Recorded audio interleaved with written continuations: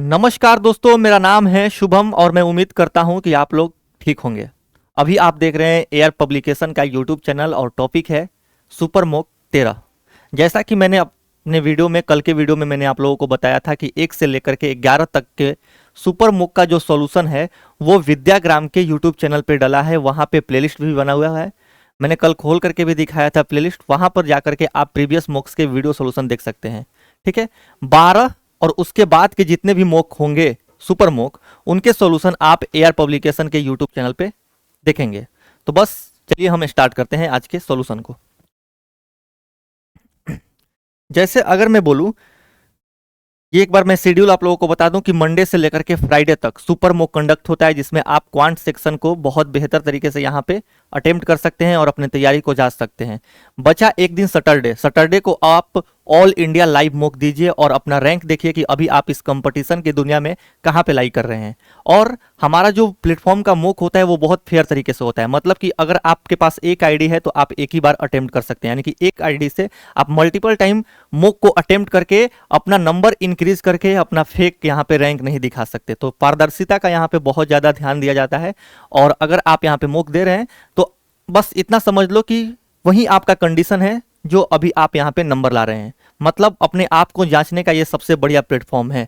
तो सैटरडे को क्या होता है, all India live mock, Sunday तक वो लाइव रहता है और उसका भी सॉल्यूशन मैं आकर के मंडे या ट्यूसडे को एयर पब्लिकेशन के यूट्यूब चैनल पे डाल देता हूं। और रहा बात ये सुपर मोक का, तो सुपर मोक मंडे से फ्राइडे तक चलता है। ये 13वां नंबर मोक है जिसका मैं सॉल्यूशन कराने वाला हूं। पहला क्वेश्चन मैं लूंगा।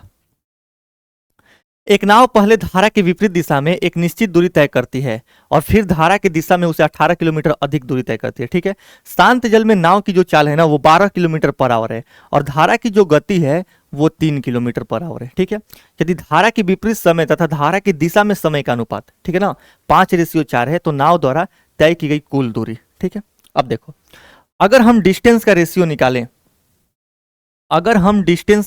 निकालें तो आप ये बताओ, पहली बात कि अगर हम देखो 18 किलोमीटर क्या है दूरी तय कर रही है ज्यादा, ठीक है ना, धारा की दिशा में, और शांत जल में नाव की चाल अगर 12 किलोमीटर पर आवर है और धारा की दिशा में 3 किलोमीटर पर आवर है, तो डाउनवर्ड इसका स्ट्रीम कितना होगा, 12 और 3 15 किलोमीटर पर आवर।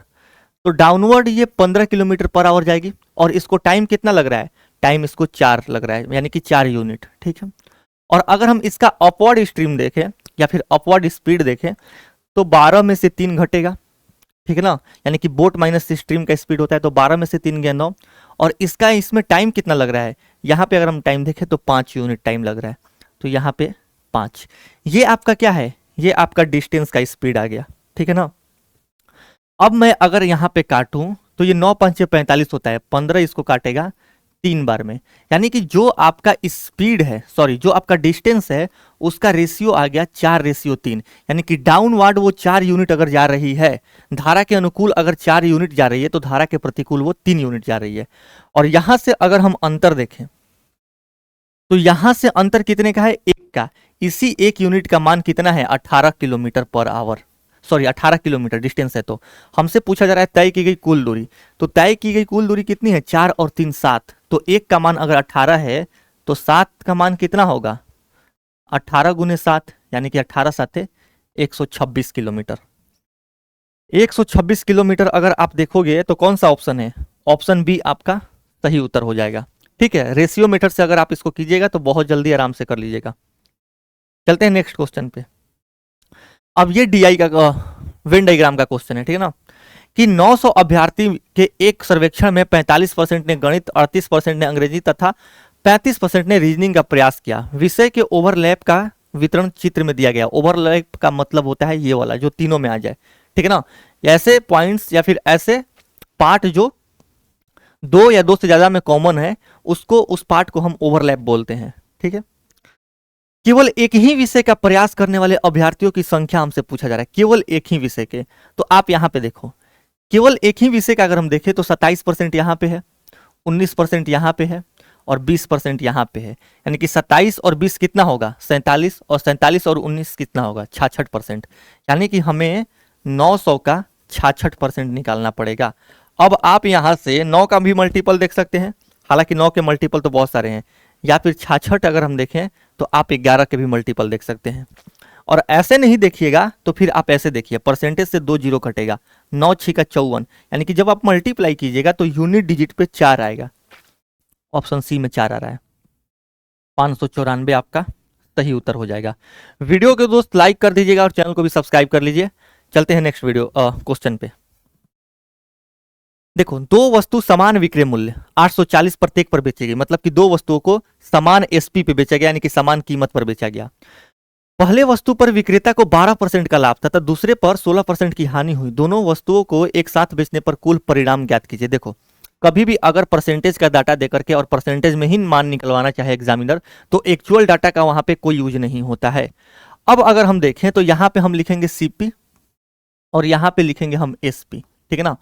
पहली वस्तु की अगर हम बात करें तो 12% का लाभ का मतलब 12% का फ्रैक्शनल वैल्यू कितना होता है मेरे भाई? 12% का फ्रैक्शनल वैल्यू अगर आप देखोगे तो ये 12 बटे में 100 होगा, यानी कि 4 से काटोगे तो ये 3 बटे में 25 होगा, यानी कि 25 के समान को 3 यूनिट लाभ पे यानी कि 28 में बेचा जा रहा है। अब हम दूसरे वस्तु को देख रहे हैं। अब हम दूसरे वस्तु को 16% की हानि का मतलब क्या होता है? 16% हानि का मतलब होता है, अगर हम इसका फ्रैक्शनल वैल्यू लें तो 4 से काटेंगे तो ये 4 और ये 25, यानी कि 25 पे 4 का घाटा हो रहा है।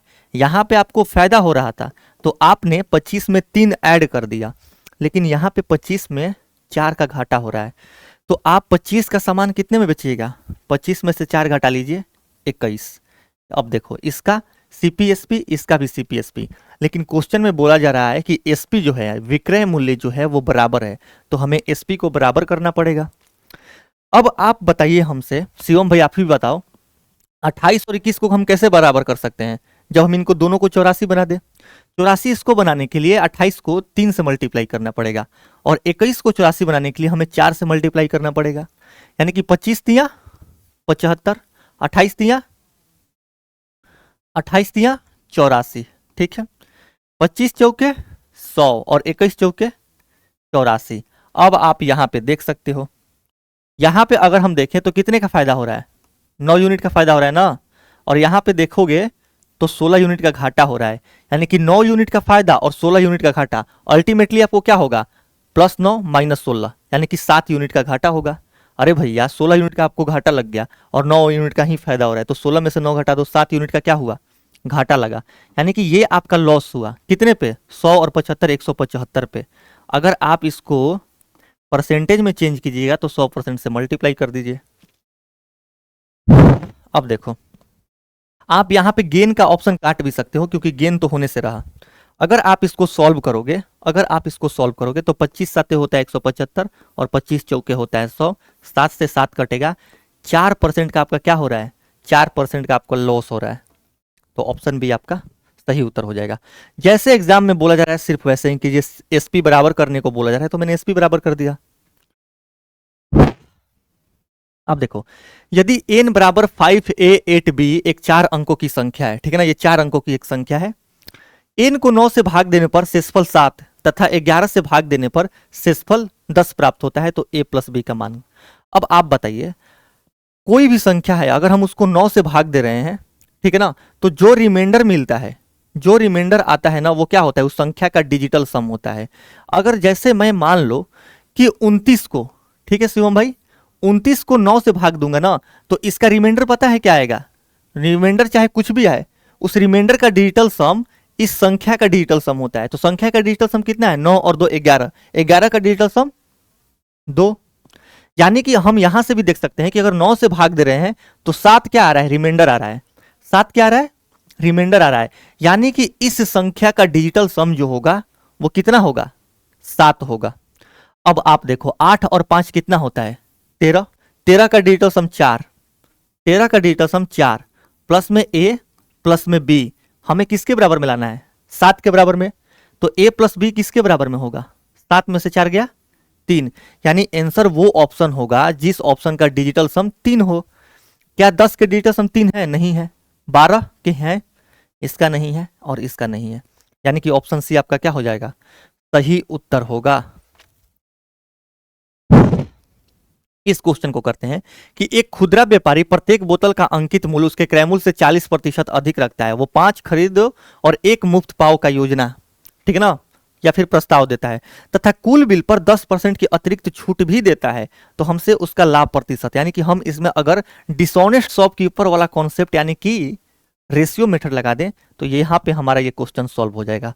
मैं यहाँ पे लिखूंगा सीपी और यहाँ पे क्या लिखूंगा शिवम भाई, एसपी। 40% अधिक का मतलब आप क्या समझते हैं? 40% अधिक का मतलब कि अगर मैं 40% का फ्रैक्शनल वैल्यू देखूं तो 2/5, यानी कि 40% का मतलब होता है ना, 40% अधिक का मतलब होता है कि 5 के समान को 7 में करना, 5 के समान को 7 में करना। अब 5 खरीदो और 1 मुफ्त पाओ, 5 खरीदो और 1 मुफ्त पाओ, यानी कि वो आपको सामान दे रहा है 6, लेकिन पैसे कितने का ले रहा है? 5 का। अरे भैया आप जा रहे हैं और बोला जा रहा है कि बाई 5 एंड गेट 6 का मतलब क्या समझे कि आप पैसे दीजिए सिर्फ 5 का, हम आपको 6 का सामान देंगे, ठीक है ना। तो पैसा 5 का ले रहा है लेकिन सामान 6 का दे रहा है, बढ़िया। और उसके बाद 10% का अतिरिक्त छूट भी दे रहा है, यानी कि 10 के सामान को 10% का मतलब 9 में बेच रहा है, ठीक है ना। अब हम इसको सॉल्व कर देंगे। अब अगर हम इसको सॉल्व करें तो 5 से ये कितने बार में जाएगा? 5 बार में। 3 से अगर मैं काटूं तो 3 दूनी 6, 3 तिया 9, 10 दूनी 20, और यहां पे अगर हम देखें तो 17 का 21। हम जानते हैं कि परसेंटेज लाभ या हानि किस पे होता है? 100 पे। तो अगर हम इसको 100 बनाए तो हमें 100 5 से मल्टीप्लाई करना पड़ेगा, 20 5 100 तो 21 5 105।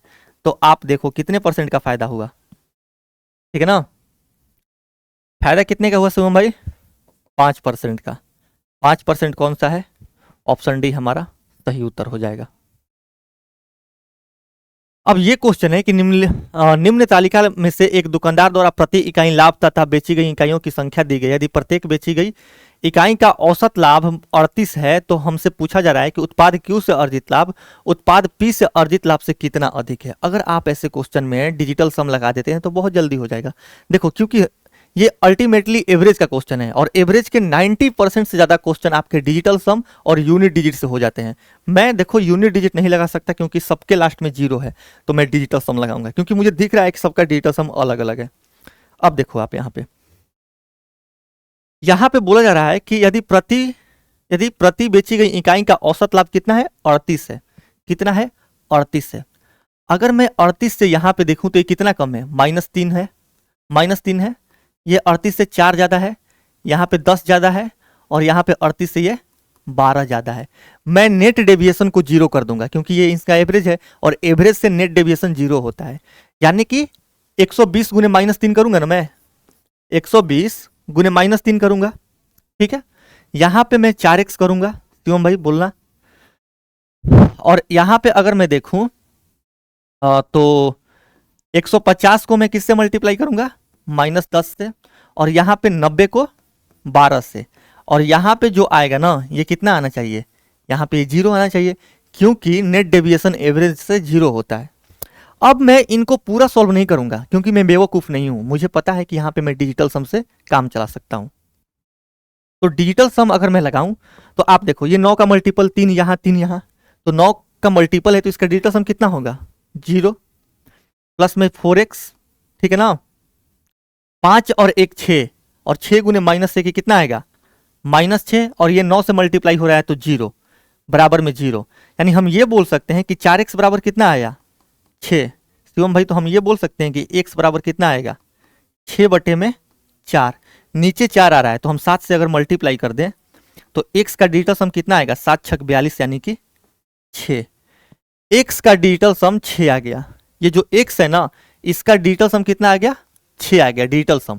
हमसे पूछा जा रहा है तो उत्पाद Q से अर्जित लाभ उत्पाद P से अर्जित लाभ से कितना अधिक है। अब उत्पाद Q से अर्जित लाभ जो होगा उसका भी मैं डिजिटल सम निकालूंगा। उत्पाद Q से अर्जित लाभ कितना होगा? अगर मैं Q देखूं तो यहां पे है 4 और 2 6, 6 6 का 36, 36 का मतलब 9, इसका डिजिटल सम 9, और इसमें से मैं घटाऊंगा किसका? P का। P का कितना है? 5 3 8 और 3 5 3 8 और 8 3 24, 24 का डिजिटल सम 6, यानी कि 9 में से 6 घटा दूंगा तो 3 आएगा, यानी आंसर हमारा वो ऑप्शन होगा शिवम भाई जिस ऑप्शन का डिजिटल सम कितना हो? 3 हो। अब देखो इसका डिजिटल सम अगर हम देखें तो 9 9 हटा दो 3 आ रहा है, 9 हटा दो इसका 4 आ रहा है, 9 हटा दो 8 3 11 2 आ रहा है, 9 हटा दो इसका 5 आ रहा है, यानी कि डिजिटल सम आपका ऑप्शन ए में सिर्फ कितना आ रहा है? 3 आ रहा है। और ये मैं अगर एक्सप्लेन कर रहा हूं तो इतना टाइम लगेगा, लेकिन अगर आप डिजिटल सम पे अच्छे से कमांड कर लेते हैं, सिर्फ डिजिट को ही जोड़ देने तक डिजिटल सम नहीं सीमित है। डिजिटल सम को आप लोग बढ़िया से सीखिए, क्योंकि जो इसका यूज होता है वो ब्रॉड लेवल पे होता है। बहुत अच्छे तरीके से आप इसका यूज करके अपने क्वेश्चन को बहुत ईजी तरीके से कर सकते हैं। अब ये क्वेश्चन है, ठीक है ना, इस क्वेश्चन को अभी मैं रहने दूंगा, लास्ट में इसको सॉल्व कराऊंगा। इस क्वेश्चन पे आते हैं। वार्षिक चक्रवृद्धि ब्याज की दर पर 20% प्रति वर्ष किसी राशि पर तीसरे वर्ष का ब्याज अगर 4320 है तो पांचवें वर्ष का हमसे ब्याज पूछा जा रहा है। तीसरे वर्ष का ब्याज दिया है और पांचवें वर्ष का पूछा जा रहा है। 20% का मतलब कितना होता है? 20% का मतलब कितना होता है? 1/5। तीसरे वर्ष का हमारे पास दिया है और पांचवें वर्ष का क्या कर रहे हैं शिवम भाई? पूछा जा रहा है। यानी कि अगर हम 1 साल में देखें तो ये 5 से 6 होगा, तो 2 साल में अगर हम देखें तो ये 5 के स्क्वायर से कितना होगा? 6 का स्क्वायर, क्योंकि ये CI है। यानी कि 25 से कितना होगा? 25 से 36 होगा। अब आप इस क्वेश्चन को कर ले जाइएगा। यानी कि अगर 25 यूनिट, यानी कि तीसरे साल का अगर मैं ब्याज देखूं तो कितना है? 4320। तो हमसे पूछा जा रहा है कि पांचवें साल का यानी कि 36 यूनिट का मान। इसको आप सॉल्व कर दीजिएगा तो ये क्या आ जाएगा? CI पांचवें साल का आ जाएगा। CI क्या आएगा? पांचवें साल का। लेकिन इसको भी आपको सॉल्व नहीं करना। देखिए कैसे। एक बात बताओ शिवम भाई, ये 6 और 3 9 है। अगर हम इसको सॉल्व कर रहे हैं तो आंसर हमारा 9 का मल्टीपल आएगा। 9 हटा दो, 7 6 13 और 5 18, ठीक है ना। ये 9 का मल्टीपल आ रहा है। 7 2 9, 8 6 14 1 15 नहीं आ रहा है 9 का मल्टीपल। 8 2 10 2 12 6 18 ये भी 9 का मल्टीपल आ रहा है, ठीक है। 8 4 12 6 18 ये भी 9 का मल्टीपल आ रहा है। यानी कि हमारे पास 3 ऑप्शन ऐसे हैं जिनमें 9 का मल्टीपल आ रहा है, ठीक है ना। अगर हम ये देखें तो 7 6 13 13 5 18, ठीक है, ये भी 9 कट गया, ये 9 का मल्टीपल नहीं आ रहा है। यानी कि 2 ऑप्शन ऐसे हैं जो 9 के मल्टीपल आ रहे हैं। लेकिन आप थोड़ा सा दिमाग लगाइए, 2 ऑप्शन तो आ गए, लेकिन देखो 4320 5 से डिविजिबल है। क्यों भाई? ध्यान देना इस पे। 4320 सिर्फ 5 से डिविजिबल है, क्योंकि अगर 25 से डिविजिबल होता तो लास्ट के 2 डिजिट 25 से कटते, और नीचे 25 है। यानी कि ऊपर वाले में 1 5 आ रहा है और नीचे 2 5 आ रहा है। यानी कि जब आप इसको सॉल्व कीजिएगा तो नीचे वाला 1 5 तो कटेगा नहीं। यानी कि आंसर आपका क्या आएगा? डेसिमल में आएगा। और डेसिमल अगर हम देखें तो ये ऑप्शन कटेगा, बचेगा सिर्फ ऑप्शन डी। कोई दिक्कत है यहां तक? एक ठेकेदार की टीम पहले दिन 42 इकाई कार्य पूरा करती है। दूसरे दिन से प्रतिदिन कार्य की मात्रा 6 इकाई बढ़ जाती है। सातवें दिन से प्रतिदिन 24 इकाई कार्य जांच में अस्वीकृत हो जाता है। तो 1152 स्वीकृत इकाइयों का कार्य पूरा करने में उसको कितने दिन लगेंगे? ठीक है ना। 6 इकाई वो 6 इकाई जो काम है वो बढ़ाते जा रहे हैं। यानी कि अगर मान लो कि पहले 6 दिन का अगर हम काम देखें तो पहले दिन अगर 42 यूनिट कर रहा है शिवम भाई, तो दूसरे दिन कितना करेगा? 48, तीसरे दिन 54, चौथे दिन 60, फिर 66 और फिर 72। ये 6 दिन का काम आया। 1 2 3 4 5 6, टोटल ये कितना हो गया? हम सबको जोड़ेंगे, लेकिन आप सबको जोड़िए मत, आप इनका वो निकाल लो, औसत। औसत इनके ठीक बीच में होगा। ठीक बीच यानी कि 54 और 60 के ठीक बीच में क्या आएगा? 54 और 60 के बीच में अगर हम देखें तो 57 आएगा। और 57 को आप 6 से मल्टीप्लाई कर लो, ये इनका सम आ जाएगा, क्योंकि मैंने इनके एवरेज से नंबर ऑफ टर्म्स में गुणा कर दिया। तो ये कितना आएगा? 6 7 42 के 2 हासिल 4, 6 5 30, 6 7 42 के 2 हासिल 4, 6 5 30 और 4 342 यूनिट काम हो गया। 342 यूनिट आपका काम हो गया पहले 6 दिन में। तो काम बचा कितना? रिमेनिंग वर्क अगर हम देखें शिवम भाई, तो आप ये बताओ मेरे से कि अगर 342 यूनिट काम हो गया और काम टोटल 1152 था, ठीक है ना, तो काम कितना बचा ये बताओ। 2 में से 2 गया 0, 5 में से 4 गया 1 और 11 में से 3 गया 8। यानी कि आपका 810 यूनिट काम बचा हुआ है। 6 दिन का काम खत्म है। लेकिन मुझे ये बताओ कि अब 7वें दिन से शिवम भाई, ठीक है ना, 72 और 6 कितना होगा? 78 काम। लेकिन उसमें से ये 24 इकाई बेकार हो जाएगा। यानी कि 78 में से 24 में घटाऊंगा, ठीक है। फिर अगले दिन अगर मैं देखूं तो 78 और 6 कितना होगा? 84। लेकिन 24 यूनिट फिर बिगड़ जाएगा। तो 24 में से क्या करूंगा मैं? 84 में से क्या करूंगा, 24 घटा दूंगा और ये ऐसे ही कंटिन्यू चलते जाएगा, ठीक है ना। अब 78 में से अगर मैं 24 घटा दूं तो 8 में से 4 गया 4, 7 में से 2 गया 54, ठीक है। यहाँ पे अगर हम देखें तो 84 में से 24 गया, 4 में से 4 गया 0 और 8 में से 2 गया 60। अगले दिन अगर हम देखेंगे तो ये 66 हो जाएगा और ये ऐसे ही चलते जाएगा और अंत में हमें किसको लाना है, 810 के बराबर में लाना है, ठीक है ना। अब ये एक नया सीरीज बन गया। तो अब हम अगर इसको सॉल्व करें तो एस एन बराबर क्या होता है, ये टोटल सम है, तो एस एन बराबर क्या होता है, अगर हम एस एन देखें तो ये 810 होता है n/2, ठीक है, 2a यानी कि 2 गुने 54 प्लस n-1 क्योंकि n ही हमें निकालना है। और अगर हम d देखें तो वो तो 6 ही है। d कितना है शिवम भाई, 6 है। इसको हमें सॉल्व करके यहां से n का मान निकालना है, ठीक है ना। लेकिन अब आप अगर इसको सॉल्व कीजिएगा तो क्वाड्रेटिक बनेगा। तो क्वाड्रेटिक से बचने के लिए आप क्या कीजिए कि ऑप्शन से वैल्यू उठा करके रखिए। जैसे अगर मैं मान लो कि 6 दिन यहां पे हमारा लग चुका है और मैं 15 उठा रहा हूं, 15 टोटल दिन उठा रहा हूं और 6 दिन यहां पे लग गया है, तो इधर मेरा कितना दिन लगेगा, 15 में से 6 गया 9 ही दिन लगेगा ना। अगर मैं यहां पे 9 रखता हूं एन के जगह पे, अगर मैं एन के जगह पे 9 रखता हूं शिवम भाई, तो क्या ये सेटिस्फाइड होगा।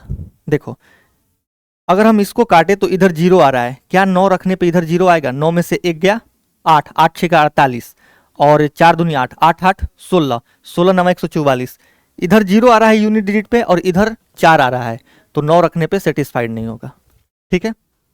हमने 9 को हटा दिया, मतलब कि हम किसको हटा दिए, हम ऑप्शन ए को हटा दिए। मान लो कि हम 17 भी रख ले रहे हैं, तो 17 का 6 दिन तो इधर लग गया, 17 का 6 दिन इधर लग गया, बच्चा कितना 11 दिन। अब अगर मैं n की जगह पे 11 रखूंगा तो आप बताओ शिवम भाई, चाहे इसके अंदर कुछ भी आए, जब मैं 11 से मल्टीप्लाई करूंगा तो टोटल ये नंबर क्या होगा, 11 का मल्टीपल होगा, यानी कि इधर वाला नंबर 11 का मल्टीपल होगा। और अगर हम बराबर के इससे ही देखें तो वो 11 का मल्टीपल ही नहीं है। इसका मतलब कि मेरा 17 भी क्या करेगा, 17 भी मेरा सेटिस्फाइड नहीं करेगा, ठीक है ना। तो इसको भी हम काट देंगे, बचा कौन सा, ऑप्शन सी। अगर 16 दिन उठाते हैं और 6 दिन इधर लग गया है तो बचा इधर कितना, 16 में से 6 हटा दो 10। अब अगर हम 10 रख रहे हैं यहाँ पे तो 10 में से 2 गया, 10 में से 2 गया, ये 5 हो गया, ठीक है ना। अब 10 रखेंगे अगर हम तो 10 में से 1 गया 9, 9 छिका 54 और अगर हम यहाँ पे देखें तो 54 दूनी 108, 108 और 54 कितना होगा, 108 और 54 होगा 162 और 162 को अगर हम 5 से मल्टीप्लाई कर देंगे ना तो ये 810 आ जाएगा। यानी कि ऑप्शन सी, किसी भी नंबर को अगर 5 से मल्टीप्लाई करना है तो उसको आधा कीजिए और एक जीरो बैठाइए। तो 162 का आधा 81 और एक जीरो बैठा दूंगा, तो ऑप्शन सी हमारा क्या होगा, सही उत्तर हो जाएगा। मैंने यहां से उठा उठा करके वैल्यू रख करके चेक किया है। ये क्वेश्चन करते हैं कि एक विक्रेता को प्रति माह 11,000 निश्चित वेतन मिलता है, इसके अतिरिक्त वह पहले 2 लाख पर 3% और अगले 12,000 पर 5% तथा 32,000 से अधिक की बिक्री पर 8% का कमीशन इसको मिलता है, ठीक है। यदि किसी माह उसकी आय 29,800 है तो उसकी कुल बिक्री हमसे पूछा जा रहा है। देखो आप इस क्वेश्चन को ध्यान से समझिए, जितना हार्ड आप लोग समझ रहे हैं उतना हार्ड ये क्वेश्चन है ही नहीं। प्रति माह 11,000 निश्चित वेतन मिलता है, इसके अतिरिक्त वो पहले 2 लाख पे अगर हम देखें, पहले अगर हम 2 लाख पे देखें 4 5, तो इसको यहां पे कितना मिल रहा है, 3% का कमीशन मिल रहा है। अगले 1,20,000 पे 1 लाख 1 2 3 4, यहां पे 5% का कमीशन मिल रहा है, ठीक है। ये कितना हो गया, 2 लाख और 1,20,000, 3,20,000 और 3,20,000 के ऊपर पे अगर हम देखें 3,20,000 के ऊपर पे जितना बिक्री हो रहा है ना वहां पे 8% का कमीशन मिल रहा है। अब आप ये बताओ कि यहां पे अगर हम 2 लाख का 3% देखें तो कितना होगा, परसेंट से 2 जीरो कटेगा 6,000 होगा, 6,000 का कमीशन यहाँ पे मिल रहा है, यहाँ पे भी 6,000 का कमीशन मिलेगा क्योंकि 1 लाख का 5% 6,000 हो जाएगा। यानी कि टोटल 12,000 का जो कमीशन है, 12,000 का जो कमीशन है इसका यहाँ पे मिल गया, ठीक है। और 11,000 रुपया इसको वेतन के रूप में मिल रहा है, तो 12 और 11 को अगर मैं जोड़ दूं, 12 और 11 को अगर मैं जोड़ दूं तो कितना होगा, 12 और 11 को जोड़ दूं मैं तो ये 23,000 होगा। ये कितना होगा, 23,000। लेकिन ये कमा कितना रहा है, कमा रहा है ये 29,800। तो ये अगर हम देखें तो 23,000 यहाँ पे इसका कमीशन लेकर के और वेतन 11,000 रुपया लेकर के है। तो एक्स्ट्रा जो कमा रहा है यानी कि 29,800 में से अगर हम 23,000 घटा दे रहे हैं तो एक्स्ट्रा कितना बचा? 6,800 रुपया। ठीक है ना।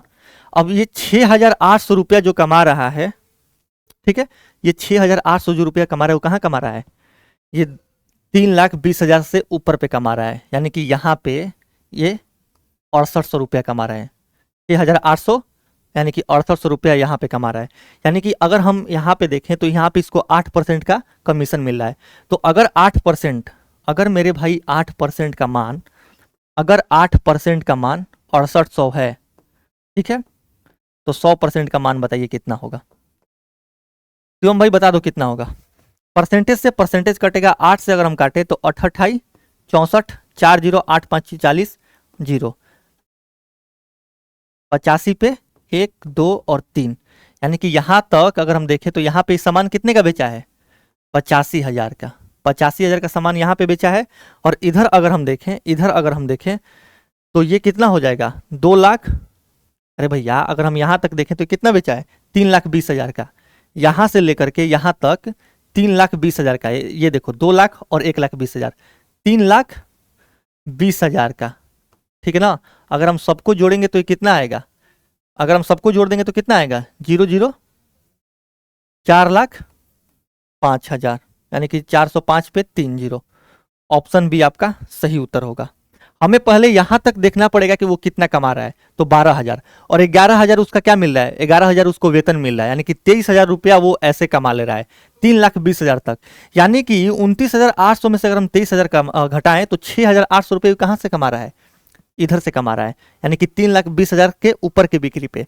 तो अगर हम ऊपर की बिक्री निकाले तो कैसे निकलेगा? 8% अगर 6800 है तो ऊपर का बिक्री 100% यानी कि 85,000 होगा। और इधर 3,20,000 का बेचा है तो 3,20,000 और 85,000 4,05,000 आ जाएगा। अब इस क्वेश्चन को हम करते हैं। ठीक है, ऐसे क्वेश्चन हमारे किस में थे? ऐसे ये वाला क्वेश्चन या फिर ऐसे क्वेश्चन हम बोल सकते हैं कि जो इससे पहले वाला मुक्त था 11 नंबर, उसमें भी था। एक ट्रायंगल है एबीसी। एबीसी में AB बराबर 15 है, AC बराबर 14 है और BC बराबर 13 है। मैंने कल भी याद करवाया था कि 13 14 15 अपने आप में एक खास ट्रायंगल होता है जिसका एरिया कितना होता है? 84। ए बहिर्वृत्त पर AB तथा AC को बढ़ाए गए भागों को स्पर्श करता है। ए बहिर्वृत्त की त्रिज्या तथा बिंदु A से इस बहिर्वृत्त पर खींची गई स्पर्श रेखा की लंबाई। बहिर्वृत्त की त्रिज्या हमने कल देखा था कि कैसे निकलता है। ठीक है ना। ABC हमारे पास क्या है? एक ट्रायंगल है ABC। ये A B और ये कितना है? C है। AB 15 है, AC 14 है और ये कितना है? 13 है। AB तथा AC को बढ़ाए गए भागों को स्पर्श करता है। अगर हम मान लो कि ऐसे ये बढ़ा देना तो यहां पे एक सर्कल बन जाता है। ठीक है, एक सर्कल जिसको हम बोलते हैं।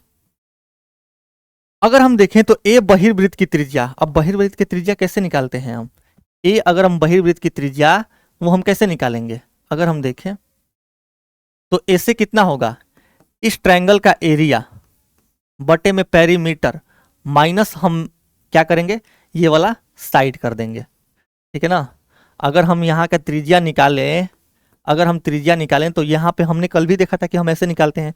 अब 13 14 15 वाले ट्रायंगल का एरिया कितना होता है? 84 होता है। ठीक है, इसका सेमी पेरीमीटर कितना होगा? अगर हम इसका पेरीमीटर देखें तो 14 3 42 होगा। 42 का आधा 21 और 21 में से हमें क्या घटाना पड़ेगा? 21 में से हमें 13 घटाना पड़ेगा। यानी कि अगर हम ये देखेंगे तो 21 में से 13 गया 8। ठीक है ना। तो जो R निकल करके आएगा यानी कि बहिर्त्रिज्या निकल करके आएगा वो कितना होगा? 10 8 80 10.5 निकल करके आ जाएगा। ठीक है, अब हमें स्पर्श रेखा निकालना है। ठीक है ना। स्पर्श करता है तो हमें टेंजेंट निकालना है। ये जो टेंजेंट का मान होता है ना, ये जो टेंजेंट के मान होता है, ये जो टेंजेंट का मान होता है वो ट्रायंगल के सेमी पेरीमीटर के बराबर में होता है। तो अगर पेरीमीटर 42 है तो सेमी पेरीमीटर कितना होगा? 21। तो 21 और 10.5 को अगर हम जोड़ दें तो ये कितना होगा दोस्त? 31.5। 31.5 यानी कि ऑप्शन डी। देखो ये वाला जो फॉर्मूला है ये हमने कल के क्लास में भी पढ़ा था। ठीक है, कल के क्लास यानी कि मूक नंबर 12 में भी देखा था हमने। इस क्वेश्चन को हम करते हैं। ठीक है, 12 नंबर का अब हम क्वेश्चन करते हैं। मोक देखो बढ़िया है, ऐसी टफ टफ चीजों पे अगर आप प्रैक्टिस करेंगे तो आगे जाकर के जो एग्जाम में अगर टफ भी पूछ दे तो इतना टफ तो पूछेगा नहीं, तो वो आपके लिए वहां पे कहीं ना कहीं इजी होगा वो माहौल आपके लिए। एक व्यक्ति को निर्धारित समय पर स्टेशन पहुंचना है। यदि वो 42 किलोमीटर पर आवर की गति से चलता है और रास्ते में 6 मिनट रुकता है तो वो 11 मिनट देर से पहुंचता है। यदि वो 54 किलोमीटर की पर गति से चलता है तो वो 15 मिनट लेट से पहुंचता है। तो स्टेशन की दूरी देखो, डिस्टेंस बराबर होता है स्पीड गुने टाइम। घर से स्टेशन का डिस्टेंस फिक्स है, यानी कि अगर हम स्पीड का रेशियो देखें तो स्पीड का रेशियो कितना होगा, 42 और 54 है। 42 और 54 है, यानी कि 3 से अगर हम काट दें या फिर 6 से काटे तो 7:9 है। तो जो टाइम का रेशियो होगा ना, ये इसका उल्टा हो जाएगा, यानी कि 9:7। अब आप थोड़ा सा दिमाग लगाइएगा। देखो 6 मिनट रुकता है तो वो 11 मिनट देरी से पहुंचता है। 6 मिनट रुक रहा है तो वो 11 मिनट देरी से पहुंचता है। अगर वो 6 मिनट नहीं रुका होता तो 11 में से 6 घटा दो, 5 मिनट देरी से पहुंचता। कितने देरी से पहुंचता, 5 मिनट देरी से पहुंचता। और ऐसे चल रहा है तो वो 15 मिनट पहले पहुंच जा रहा है। कितना पहले पहुंच जा रहा है, 15 मिनट पहले पहुंच जा रहा है। यानी कि अगर हम इनका डिफरेंस देखें तो -15 और +15 और -5 के बीच की दूरी कितनी है, 20। और यहाँ पे अगर हम देखें तो यहाँ पे दूरी कितनी है, 2 यूनिट। इसी 2 यूनिट का मान कितना है, 20। 1 यूनिट का मान 10, तो 9 यूनिट का मान 90। 90 का मतलब होता है 1.5 घंटा। तो हमसे पूछा जा रहा है कि स्टेशन और घर के बीच की दूरी 42 किलोमीटर, अगर हम डिस्टेंस निकालें तो 42 किलोमीटर गुने 1.5 घंटा, ये कितना होगा, 42 का 1.5 गुना कितना होता है, 63 किलोमीटर आपका सही उत्तर हो जाएगा। यानी कि हर एक क्वेश्चन में आपको थोड़ा बहुत ट्विस्टेड क्वेश्चन देखने को मिलेगा। इस क्वेश्चन को हम करते हैं 13 नंबर को, कि एक व्यापारी घोषणा करता है कि वो 17 नोटबुक के क्रय मूल्य पर 20 नोटबुक बेचता है। क्लियरेंस ऑफर के दौरान प्रत्येक 40 नोटबुक के बिल पर 5 अतिरिक्त नोटबुक मुफ्त देता है। तो इस ऑफर में वास्तविक हानि प्रतिशत हमसे पूछा जा रहा है। ठीक है, ये भी सीपी और एसपी यानी कि डिसऑनेस्ट शॉपकीपर वाला फंडा लगा करके हम कर लेंगे। देखो सीपी और ये एसपी है। ठीक है, देखो 17 नोटबुक के क्रय मूल्य पर 20 नोटबुक बेच दे रहा है, यानी कि पैसे लगा रहा है वो 20 का और उतना में 17 ही, देखो आपसे पैसे ले रहा है 17 का और आपको सामान दे रहा है 20 का। ठीक है ना, पैसे ले रहा है 17 का और सामान दे रहा है 20 का। आगे अगर हम देखें तो क्लियरेंस ऑफर के दौरान प्रत्येक 40 नोटबुक के बिल पर 5 अतिरिक्त नोटबुक देता है। यानी कि यहाँ पे अगर हम देखें तो यहाँ पे आपसे 40 नोटबुक, यानी कि पैसे ले रहा है 40 का और सामान दे रहा है फिर से कितने का, 45 का। और अगर हम आगे बढ़े तो अतिरिक्त नोटबुक मुफ्त देता है। तो इस ऑफर में वास्तविक हानि प्रतिशत कितना होगा, हमें इसका लेना पड़ेगा क्या, रेशियो, यानी कि 20 इसको काटेगा 2 बार में, यानी कि 45 के सामान को ये कितने में बेच रहा है, 34 में। तो इसका कितने का घाटा हो रहा है, 11 यूनिट का। ये बटे में 45, परसेंटेज में अगर हम चेंज करेंगे तो ये 100% होगा। अगर हम 5 से काटें तो 5 9 45, 5 से ये 20, अगर यानी कि अगर देखें तो 220%, 220% में 9 होगा। यानी कि अगर हम इसको लिखें तो 9 9 दूनी 18, 9 चौके 36, 24:4/9%। ऑप्शन ए आपका सही उत्तर हो जाएगा। अब ऐसे तरीके में आप देखो ये जो नीचे 9 आ रहा है ना, यहाँ पे आप क्या कर सकते हैं, यहाँ पे आप ऑप्शन भी एलिमिनेट नहीं कर सकते हैं, क्योंकि देखो 9 यहाँ पे भी आ रहा है, 9 यहाँ पे भी आ रहा है। तो न्यूमरेटर के यूनिट डिजिट से आप जा सकते थे यहाँ पे। इसको हम सॉल्व करते हैं। देखो एक तो हम बेसिक से चले जाएंगे इस क्वेश्चन में। यहाँ पे 2 इक्वेशन है और वेरिएबल 3 है, एक्स वाई जेड। तो एक वेरिएबल को हम कुछ भी मान लेंगे, जैसे मान लो कि यहाँ पे मैंने जेड को 0 मान लिया। ठीक है ना, जैसे ही मैं जेड को 0 मानूंगा तो एक्स प्लस वाई का सम कितना आ जाएगा, एक्स प्लस वाई का सम 9 आ जाएगा। अगर मैं जेड को 0 मानूंगा तो ये खत्म ये खत्म, एक्स वाई का सम कितना आएगा मेरे दोस्त, एक्स वाई का सम 23 आ जाएगा। ठीक है, और अगर मैं जेड को 0 मान रहा हूं तो ये भी खत्म ये भी खत्म। एक्स माइनस वाई का होल स्क्वायर, हमें निकालना क्या है, एक्स माइनस वाई का होल स्क्वायर प्लस में वाई स्क्वायर और प्लस में एक्स स्क्वायर, यही हमें क्या करना है दोस्त, निकालना है। ठीक है, तो निकाल देंगे। देखो एक्स माइनस वाई का होल स्क्वायर क्या होगा, एक्स माइनस वाई का मेरे भाई अगर हम होल स्क्वायर देखें तो एक्स प्लस वाई का होल स्क्वायर कर देंगे 9 का, एक्स माइनस वाई का होल स्क्वायर क्या होगा, एक्स प्लस वाई का अगर हम होल स्क्वायर कर दें 81, और इसमें से अगर हम 4xy घटा दें यानी कि 4 गुने 23 92 घटा दें तो ये x माइनस वाई का होल स्क्वायर आ जाएगा, ठीक है ना। अरे भैया x माइनस वाई का होल स्क्वायर क्या होता है, x प्लस वाई का होल स्क्वायर, और अगर हम इसमें से 4xy घटा दें तो ये x माइनस वाई का होल स्क्वायर आ जाएगा, ठीक है। प्लस में हमें निकालना है X square plus Y square, यानी कि X square plus Y square अगर मैं इसका स्क्वायर कर दूं एक्स प्लस वाई का यानी कि 81, और इसमें से मैं 2xy वाला टर्म घटा दूं यानी कि 46, 23 दूनी 46, तो हमारा x square plus Y square आ जाएगा। अब हमें इसको सॉल्व करना है।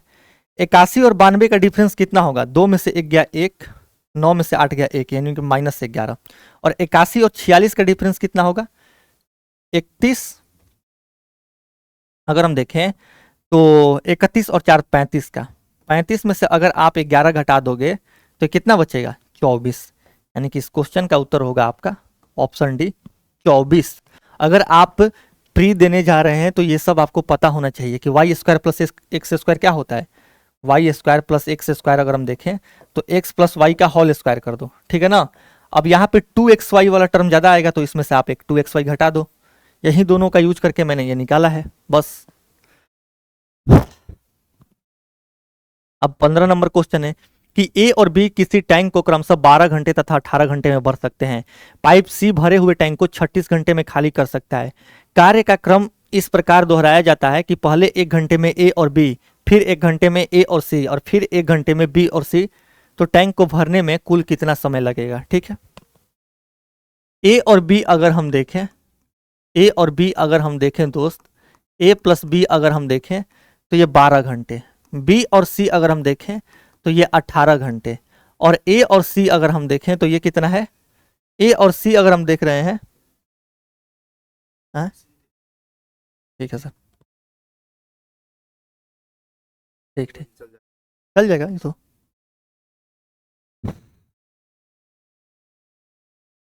ठीक ठीक है, ठीक है दोस्त। ये क्वेश्चन करते हैं, और ए और सी कितनी देर में भर रहे हैं, ए और सी अगर हम देखें तो पाइप सी भरे हुए टैंक को 36 में खाली कर रहा है, ठीक है।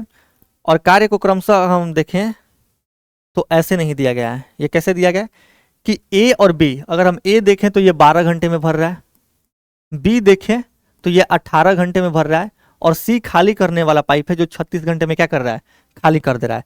तो टोटल कैपेसिटी इनका कितना होगा 36 होगा। अब यहां से अगर हम 12 3 36, 18 2 36, और ये -1 यहाँ इफिशियंसी आ गया, ठीक है ना। अब पहले घंटे में ए बी खोले जा रहे हैं, फिर ए सी खोले जा रहे हैं, पहले घंटे में ए और बी, फिर 1 घंटे ए और सी, और फिर 1 घंटे बी और सी खोले जा रहे हैं, ठीक है। तो पहले घंटे में अगर हम ए और बी का देखें तो 3 और 2 5, दूसरे घंटे में हम बी और सी को खोल रहे हैं यानी कि 5 और 1, 2 में से 1 गया 1, और फिर ए और सी को खोल रहे हैं, ए और सी को, तो फिर 3 में से 1 गया 2, यानी कि दोस्त अगर हम देखें तो 5 2 7 1 8, यानी कि 3 घंटे में टोटल आपका 8 भर रहा है, हमें 36 भरना है।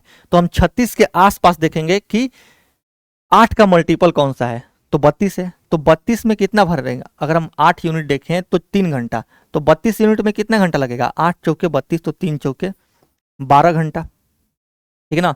12 घंटा आपका यहाँ पे लग गया, बचा कितना 32 यूनिट भर गया, बचा अभी बचा कितना 36 में से 32 भर गया तो 4 यूनिट बचा है, और भरेगा कौन, ए भरेगा, ठीक है ना, सॉरी ए और बी मिल करके भरेंगे, यानी कि 4/5 घंटा आपका और लगेगा। तो 4/5 घंटे का मतलब कितना हुआ, 1/5 घंटा जो होता है वो 12 घंटे 12 मिनट के बराबर में होता है, तो 4/5 48 मिनट के बराबर में होगा, यानी कि 12 घंटा 48 मिनट।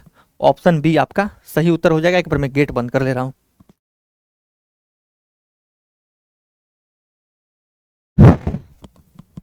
चलते हैं दोस्त नेक्स्ट क्वेश्चन पे, इस क्वेश्चन को करते हैं, ये क्वेश्चन भी काफी बढ़िया है, बंद कर देना बस। 3 संख्याएं 5 7 11 के अनुपात में है, इनमें से क्रमशः x 2x और 3x जोड़ने पर इनका जो अनुपात है वो 13 20 और 31 हो जाता है। यदि नई संख्याओं का योग 320 है तो हमसे x का क्या पूछा जा रहा है, मान पूछा जा रहा है, ठीक है। देखो 3 संख्याएं हैं, ठीक है ना। अगर हम पहली हमसे क्या पूछा जा रहा है, यदि नई संख्याओं का 320 है तो x का मान, अगर हम x देखें तो पहले संख्या में x जोड़ा जा रहा है और उसके बाद वो 5 से 13 हो रहा है, तो हम पहले संख्या को अलग रख लेंगे और बाकी के दो संख्या को अलग रख लेंगे। यानी कि अगर हम पहले संख्या का अनुपात देखें तो ये 5 है, ये पहले संख्या का, और बाकी की जो दो संख्या है इनका अनुपात अगर हम देखें तो ये कितना है, 11 और 7 18 है। ठीक है ना। अब आगे बोला जा रहा है कि x 2x और 3x जोड़ने पर 13 20 और 31 हो जा रहा है। यदि नई संख्याओं का योग 320 है तो हमसे x का मान पूछा जा रहा है। कितना जोड़ रहा है, अगर हम देखें तो पहले संख्या में x जोड़ रहे हैं और दूसरे और तीसरे संख्या में 2x प्लस 3x यानी कि 5x जोड़ रहे हैं। यानी कि ये अनुपात कितना होगा, 1:5। यहाँ पे हम लिख देंगे 1:5। और इसके बाद अगर हम देखें तो ये अनुपात कितना हो जा रहा है, 13 20 31 का। यानी कि पहली संख्या 13 हो रही है और अगर हम दूसरी और तीसरी देखें तो 20 और 31 कितना हो जाएगा, 51। यानी कि ये पहली संख्या और ये दूसरी और तीसरी संख्या, इन सबका योग अगर हम देखें, अगर हम सबका योग देखें तो 64 का मान कितना है, 320, यानी कि 5 गुना। ठीक है ना। तो 13 का मान कितना होगा, 13 का 5 गुना यानी कि 65। 13 का मान कितना होगा, 65। और यहाँ पे अगर हम 51 का मान देखें तो 51 का 5 गुना कितना होगा भैया, 5 कहीं 5 और 50 25, यानी कि 255। अब यहाँ पे हम क्या लगा देंगे, अब यहाँ पे हम क्रॉस प्रोडक्ट मेथड लगाएंगे। देखो जो मैं तरीके बता रहा हूँ, हो सकता है कि आपको समझने में दिक्कत हो, लेकिन ये तरीका ऐसे हैं जो इस क्वेश्चन का सबसे बढ़िया सॉल्यूशन है। अगर मैं बेसिक से एक्स वाई जेड अगर मान करके बनाऊं तो उसका सोल्यूशन बहुत लंबा होगा और 15 मिनट में मुझे नहीं लग रहा है कि लंबा सोल्यूशन सीख करके अब कोई फायदा है। तो ये तरीके आपको सीखने पड़ेंगे मेरे भाई। देखो 50 25 और 18 कहीं 18, 25 और 18 का डिफरेंस कितना होगा, 7। ठीक है ना। यहाँ पे देखें तो ये 255 और 65 पाँचे कितना होगा, 60 पाँचे होता है 300। 325 में से अगर आप 255 घटा दोगे तो कितना आएगा, 70। यानी कि अगर 7 यूनिट का मान 70 है 10 गुना, तो 5 यूनिट का मान कितना होगा, 10 गुना 50। तो कोई संख्या अगर 50 से 65 हो रही है तो उसमें कितना जोड़ रहे हैं आप, 15 जोड़ रहे हैं। यानी कि x का मान कितना निकल करके आएगा, 15 निकल करके आएगा। ये क्वेश्चन है कि एक घनाभ के आयाम 18 12 और 10 सेंटीमीटर है। इससे पहले 12 गुने 10 वाले फलक के समांतर एक सिरे से 7 सेंटीमीटर की दूरी पर काटा जाता है। फिर दोनों भागों को एक साथ 18 गुने 12 वाले फलक के समांतर आधार से 4 सेंटीमीटर की ऊंचाई पर काटा जाता है। बने हुए सभी टुकड़ों का कुल पृष्ठीय क्षेत्रफल। ठीक है, पहले जो इसका कुल पृष्ठीय क्षेत्रफल होगा वो कितना होगा, 2 LB BH और HL, यानी कि 18 गुने 12 प्लस में अगर हम देखें तो 12 गुने 10 और प्लस में अगर फिर से हम देखें तो 10 गुने 18। ठीक है ना, 10 गुने 18। लेकिन जब आप कट लगाइएगा तो घनाभ में जब या फिर घन में एक कट लगाते हैं ना हम, तो 2 फेस बढ़ता है। कितना बढ़ता है, 2 फेस। अगर एक फेस का एरिया देखें तो 12 गुने 10 कितना का है, 12 गुने 10 120 है, तो 2 फेस कितने का होगा, 120 दूनी 240 का। प्लस में अगर हम आगे जाएं तो एक है 18 गुने 12 का, तो 18 गुने 12 कितना होता है, 18 दूनी 36 के, या फिर आप 18 गुने 12 देखोगे ना तो एक 18 गुने 12 का बढ़ेगा। लेकिन हम जानते हैं कि एक कट से 2 फेस का एरिया बढ़ता है, तो एक फेस का एरिया अगर 18 गुने 12 है तो 2 फेस का एरिया 2 गुने 18 गुने 12 हो जाएगा। अब इसको हमें क्या करना है दोस्त, इसको हमें सॉल्व करना है, इसको हमें सॉल्व करना है। लेकिन हम यहाँ पे देखो दिए गए ऑप्शन में सारे ऑप्शन की यूनिट डिजिट अलग अलग है, तो हम यूनिट डिजिट से जा सकते हैं। यानी कि अगर हम यूनिट डिजिट से जाएं तो यहाँ यूनिट डिजिट 6 आएगा, यहाँ पे 0 आएगा, यहाँ पे भी 0 आएगा। यानी कि 6 दूनी 12 2 यहाँ पे आ गया, प्लस में ये 0, और प्लस में अगर हम यहाँ पे देखें तो 2 दूनी 4 और 4 8 32, 32 का यूनिट 2, यानी कि 2 और 2 4 आएगा। यानी कि आंसर वो ऑप्शन होगा जिसकी यूनिट डिजिट पे 4 आए, और 4 ऑप्शन बी में है। बस यही आपका क्या होगा, सही उत्तर होगा। 40,500 का ऋण 3 समान वार्षिक किस्तों में चुकाना है, तो क्रमशः प्रथम द्वितीय तथा तृतीय वर्ष के अंत में देय है। यदि साधारण ब्याज का दर 25% प्रति वर्ष है तो हमसे प्रत्येक किस्त का मान पूछा जा रहा है। पहले वर्ष वो देखें अगर हम 100, फिर 125, फिर है ना 25% है ना, और फिर 150 चुकाएगा। यानी कि ये कितना हुआ, 375। ये 375 हुआ। ठीक है, अब यही 375 का मान कितना है, 40500। तो 1 यूनिट का मान कितना होगा? अगर आप काटोगे तो 37.5 को 3/8 लो, यानी काटोगे तो ये कहीं ना कहीं 108 आएगा। ठीक है, तो हमसे प्रत्येक किस्त का मान यानी कि 100 यूनिट का मान पूछा जा रहा है। तो 100 यूनिट का मान कितना होगा? 108 पे आप 2 जीरो लगा दो। ऑप्शन बी आपका सही उत्तर हो जाएगा। चलते हैं इस क्वेश्चन पे। ठीक है, ए और बी 600 मीटर लंबाई वाले एक वृत्ताकार ट्रैक पर एक ही दिशा में 9 मीटर पर सेकंड और 7 मीटर पर सेकंड की गति से दौड़ते हैं।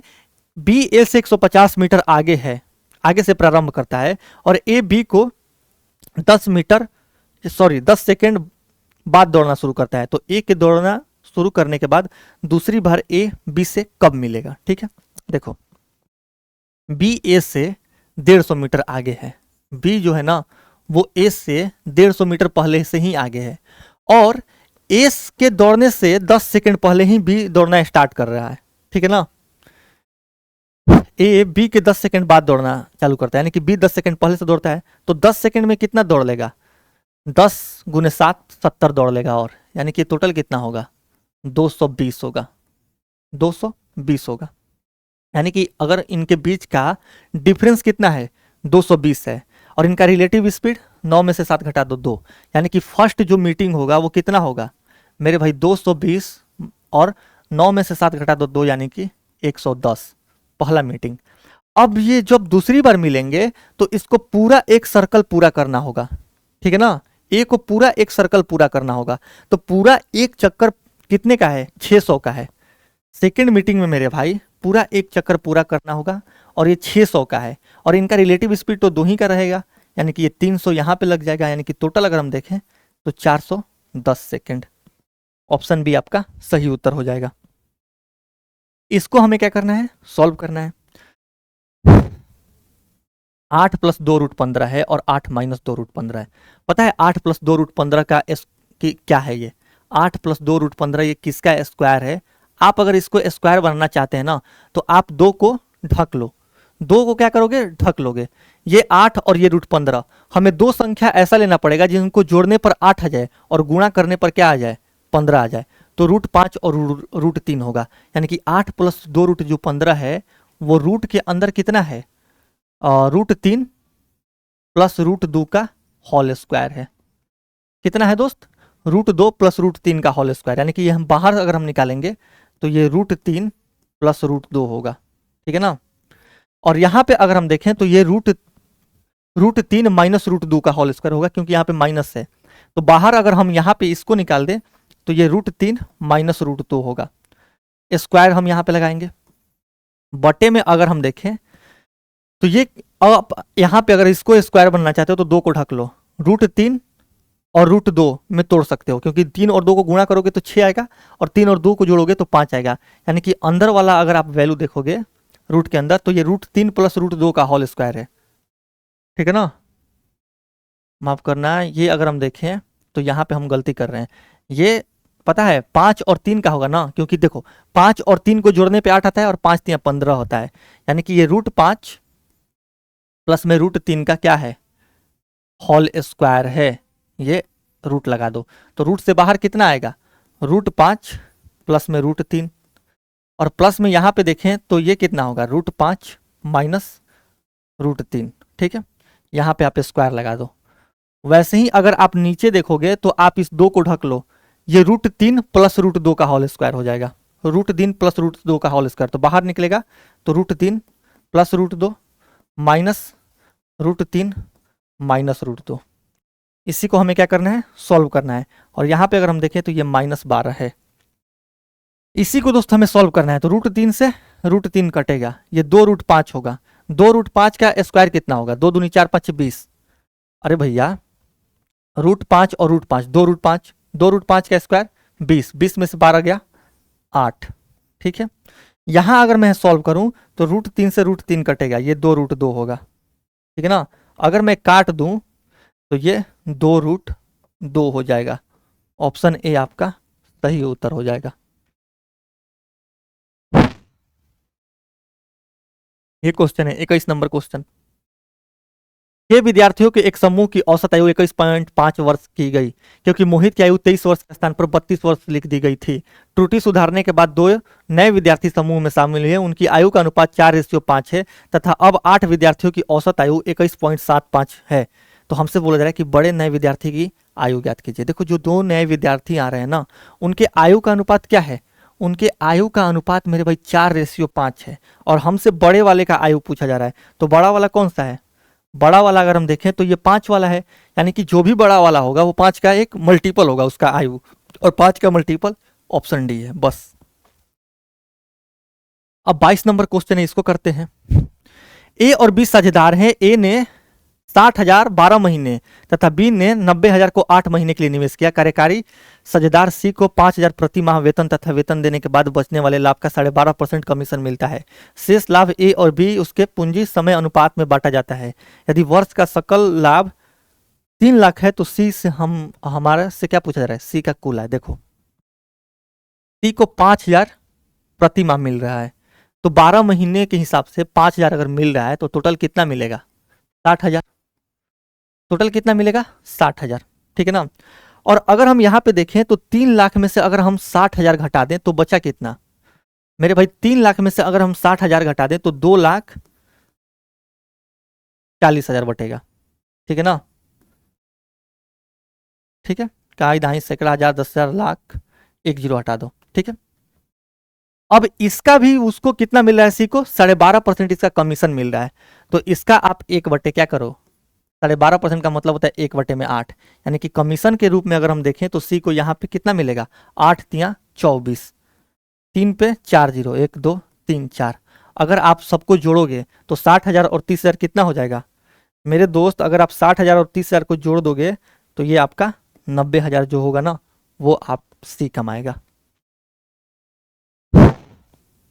ये क्वेश्चन है कि एक पात्र में 120 लीटर दूध और पानी का मिश्रण है, जिसमें दूध और पानी का अनुपात 3:1 है। पहले 20 लीटर मिश्रण निकाला जाता है और उतनी ही मात्रा में पानी डाल दिया जाता है। ठीक है, इसके बाद नए मिश्रण में से 1 लीटर निकाला जाता है और उतनी ही मात्रा में पानी मिला दिया जाता है। यदि अंत में दूध और पानी का अनुपात 1:1 है, यानी कि बराबर हो जाता है, तो एक्स का मान। ये सीरीज कॉन्सेप्ट है। देखो 120 लीटर है, ठीक है ना। 120 का अगर हम देखें तो 3/4 क्या है दोस्त? दूध है। 3/4 क्या है? दूध है। बढ़िया। अब 20 लीटर अगर हम निकाल लेंगे तो 120 में से अगर हम 20 निकालें तो कितना बचेगा? 100 बचेगा। और वहां पे उतना ही हम डाल भी दे रहे हैं, तो ये फिर से कितना हो जाएगा? 120 हो जाएगा। ठीक है ना। अब यहां से बोला जा रहा है कि फिर इसका कितना निकाल दिया जा रहा है? फिर इसका दोस्त 120 निकाल दिया जा रहा है, या फिर अगर हम देखें तो यहां से x निकाला जा रहा है, तो 120 में से हम कितना निकाल देंगे? x निकाल देंगे। और फिर अगर हम देखें तो x ही डाल रहे हैं, तो ये फिर से 120 हो जाएगा। और इसके बाद अगर हम अंत में अनुपात देखें, अंत में अगर हम अनुपात देखें तो ये 1:1 यानी कि 1/2 हो जा रहा है। लेकिन आप ध्यान दीजिए, हम रेशियो की बात कर रहे हैं, तो इस 120 को हमें हटाना पड़ेगा, यानी कि अब हमें इसको सॉल्व करके x का क्या करना है? मान लाना है।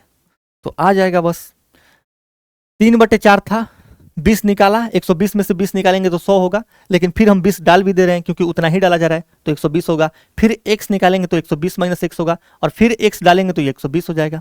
अब इसको हम सॉल्व करते हैं। अगर अब हम इसको सॉल्व करें तो 3 से आप काटो इसको 40 बार में।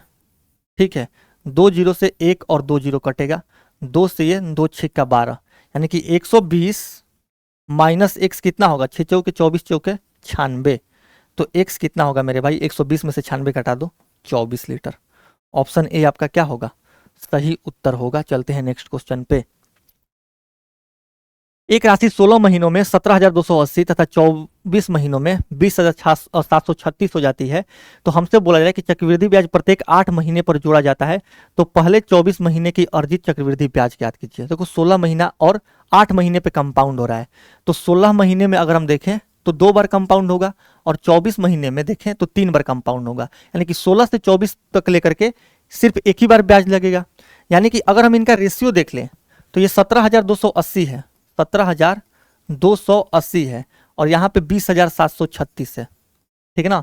अगर हम इनका रेशियो देख लें तो ये कितना होगा?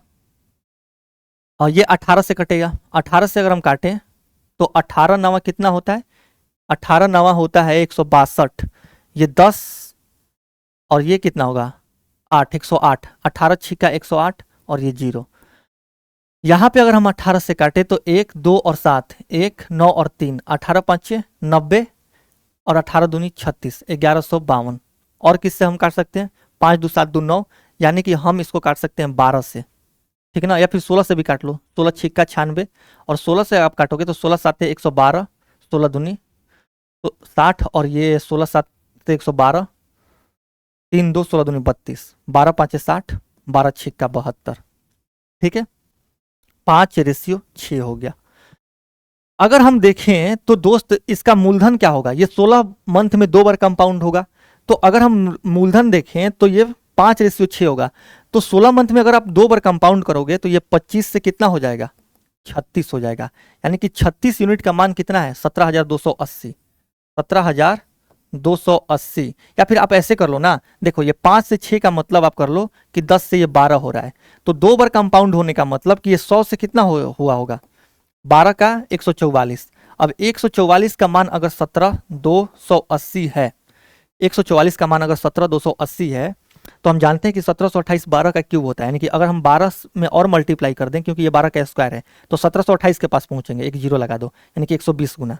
तो यहाँ भी हम क्या करेंगे, 120 गुना, 120 गुना का मतलब 120 पे 2 जीरो, ठीक है ना, ये कितना हो गया, 12,000 हो गया, ये आपका 12,000 हो गया। अब हमसे बोला जा रहा है कि पहले 24 महीनों में अर्जित चक्रवृद्धि ब्याज क्या होगा, तो 12,000 यहां पे हो गया। और अगर हम देखें तो 24 महीनों में 20,736 हो जा रहा है, तो ब्याज क्या होगा, अगर हम पहले 24 महीनों का देखें तो 20,736 माइनस 12,000 हम कर देंगे 1 2 3, यानी कि जो भी आएगा ना वो 6 में से 0 घटेगा 6 आएगा। यानी कि यूनिट डिजिट पे आंसर वो ऑप्शन होगा जिसके यूनिट डिजिट पे 6 आए, और 6 सिर्फ ऑप्शन बी में आ रहा है। क्लास है सर, सर अंकित सर क्लास है क्या, ठीक है। इस क्वेश्चन को करते हैं, ये लास्ट क्वेश्चन है।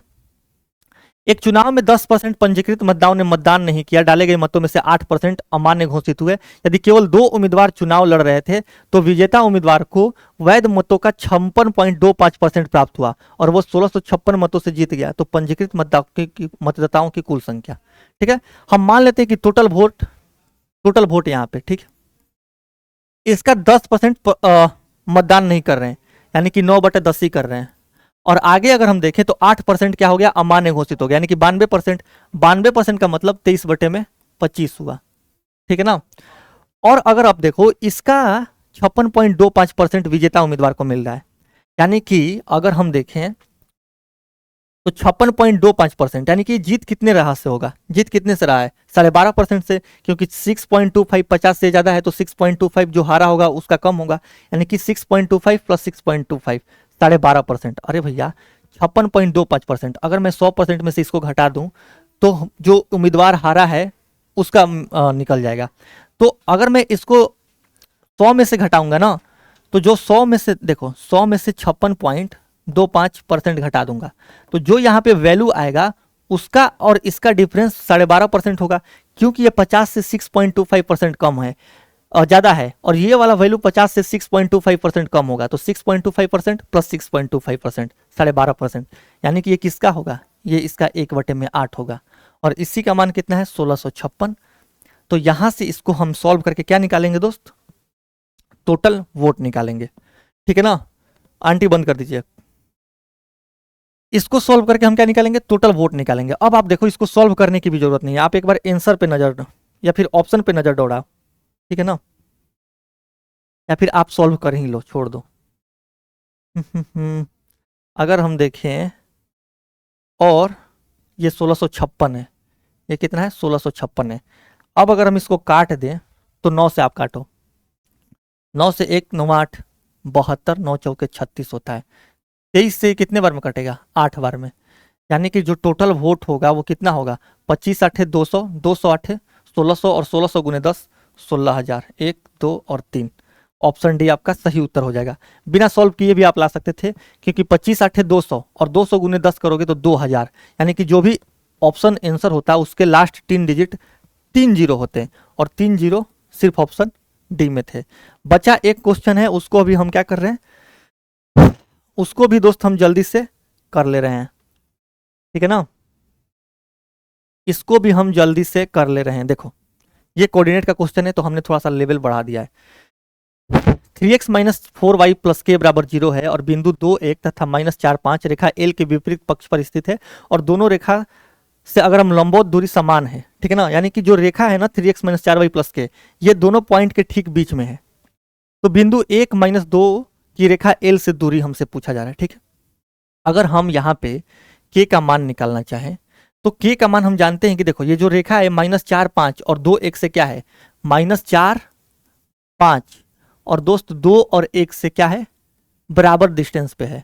तो हम अगर हम मिड पॉइंट थ्योरम से अगर हम इनके बीच वाले उस रेखा का क्या निकाले कोऑर्डिनेट निकालें तो कितना होगा -4 + 2 -4 + 2 बटे में 2 यानी कि कितना होगा -1 होगा। और यहाँ पे 5 और 1 6 6 बटे में 2 कर दूंगा मैं, तो ये 5 1 6 6 बटे में 2 करूंगा तो ये 3 आएगा, यानी कि ये -1 और ये 3। अब यहाँ पे अगर मैं -1 रखूं, ठीक है ना, x के जगह पे, तो ये -3 होगा। माइनस अगर मैं यहाँ पे 3 रखूं तो ये -12 होगा और प्लस के बराबर 0। तो k का मान कितना आ जाएगा, k का मान आपका 15 आ जाएगा। यानी कि अब हमारे पास रेखा जो है इसका प्रॉपर इक्वेशन आ गया है। क्या होगा 3x माइनस 4y प्लस 15 बराबर 0। अब हम जानते हैं कि अगर हम इस पॉइंट से, ठीक है ना, अगर हम इस पॉइंट से, किस पॉइंट से पूछा जा रहा है 2 1 तथा 4 1, हाँ इस पॉइंट से अगर हम डिस्टेंस निकाले इस रेखा का तो वो क्या होगा, आप डिस्टेंस फॉर्मूला पढ़े हैं कि ax1 plus by1 plus c बटे में a square plus b square. और हम जानते हैं कि डिस्टेंस पॉजिटिव होता है तो इस पे हम क्या लगा देंगे मोड लगा देंगे। अब हम इसको सॉल्व कर लेंगे बड़े आराम से। देखो ax1 यानी कि 3 गुने 1 3, ठीक है ना, 3 गुने 1 3, by1 यानी कि -4 गुने -2 कितना होगा +8, ठीक है, प्लस c कितना होगा 15 बटे में अगर हम देखें तो a square plus b square यानी कि 3 का स्क्वायर और 4 का स्क्वायर कितना होगा 25, 25 का स्क्वायर रूट ये 5 और यहाँ पे हम मोड लगा देंगे, यहाँ पे हम क्या लगा देंगे मोड लगा देंगे। तो कितना होगा 15 8 23 3 26 बटे में 5 आपका सही उत्तर आएगा ऑप्शन ए। और यहाँ पे होता है मोक नंबर 13 के सॉल्यूशन का क्या, मोक नंबर 13 के सॉल्यूशन का द एंड। उम्मीद करता हूँ कि आपको ये सेशन अच्छा लगा होगा। थोड़ा सा मोक टफ है, इसमें कोई दो राय नहीं है, लेकिन अगर आप टफ पे प्रैक्टिस करके जाइएगा तो एग्जाम में अगर आपके सामने इजी पेपर आ जाएगा तो उसको आप अच्छे से उसको टैकल करके और एग्जाम में बेहतर परफॉर्म कर पाएगा। तो हम आपकी जो तैयारी है यहाँ तक करा रहे हैं कि यहाँ तक का या फिर यहाँ तक का भी पेपर है तो आप अच्छे से अटेम्प्ट करके आ जाइए, क्योंकि सारा खेल 15 मिनट के सेक्शनल टाइमिंग में मैथ्स और रीजनिंग पे है। तो मैथ्स को आप थोड़े बेहतर तरीके से पढ़िए, अच्छे अप्रोच सीखिए। हर एक क्वेश्चन का अप्रोचेज आपको अच्छा मैंने दिया है कि अगर ये ऐसे अप्रोच मैंने दिया है कि इनसे जो भी क्वेश्चन है उनसे बेहतर तरीका और नहीं हो सकता। एक एक क्वेश्चन का वन ऑफ द बेस्ट तरीका मैंने आपको दिया है। तो बस मेरे पे विश्वास कीजिए और आगे के मुख में मेरे इस वीडियो के साथ बने रहिए मेरे साथ। Thank you so much. इसका जो क्लास नोट्स होगा वो मैं एआर पब्लिकेशन के टेलीग्राम चैनल पर डाल दूंगा, उसका लिंक मैं कमेंट में पिन करवा दूंगा। मिलते हैं नेक्स्ट वीडियो में। थैंक यू, धन्यवाद।